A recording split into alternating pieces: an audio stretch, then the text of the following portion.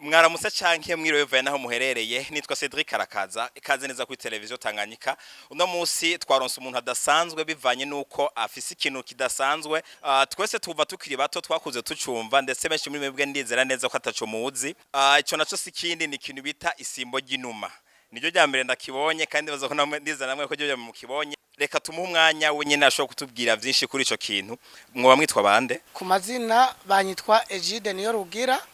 abasanzwe mvuka mu cibitoki ca Rugombo komine Mugwi umutumba Nyabubuye. Okay. Ego tukonye ubuzigara ca Bujumbura ko kintu ufise mu ntoke cadutangaje urashobora kutubwira vyinshi kuri ico kintu ufise mu ntoke izina ryaco nico gikora.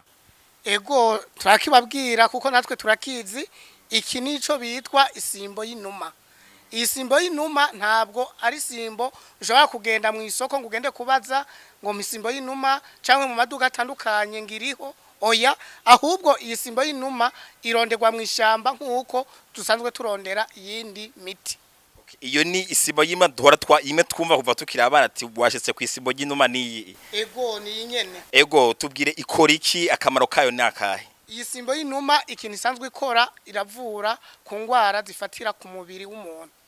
harimwo nk'amenyo ajyana ufise nk'amenyo ajyana cankwe avamwe amaraso cankwe avungagurika urashobora gukoresha ino simbo y'inuma amenyo agakira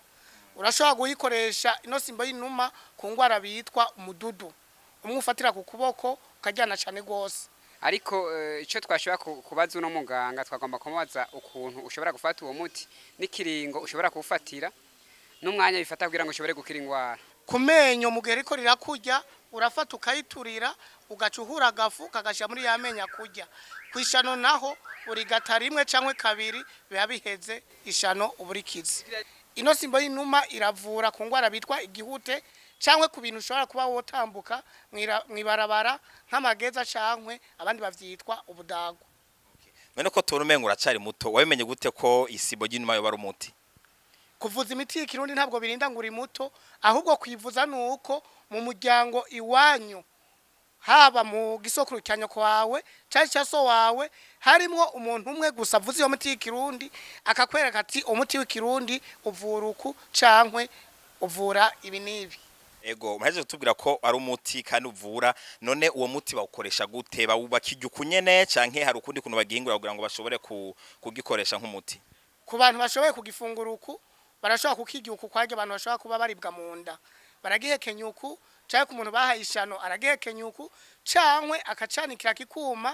kimaze kuma aragishira kuzika akagiturira agaca asya agafu ako gafu niko azakoresha mu kwivuza kuri yamenya mujya cyangwa ku muntu yarishana karigata cyangwa kuri wa mududu cyangwa kugihute agasiga ko bikagenda neza. Ego murakoze kuba ayo makuru muduhaye none nko bakenera canke se uwokenera uyu muti yo batora hehe mwamufisa mukorera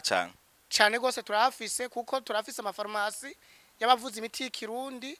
ngaha mu gisagara ca Bujumbura iriho kujya gatandatu muri Muyinga inimero 14 turahakorera mugabo twebwe dusanzwe tuba mu Carama naho nyene turafise muhiraho dukorera uradusangaho tukaguhereza umutuba wifuza haba n'isimbo y'inuma turayifise cyawe mu cibitoki ca Rugombo komine Buganda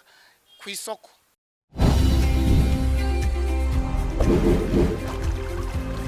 Télévision Tanganyika. Télévision Tanganyika.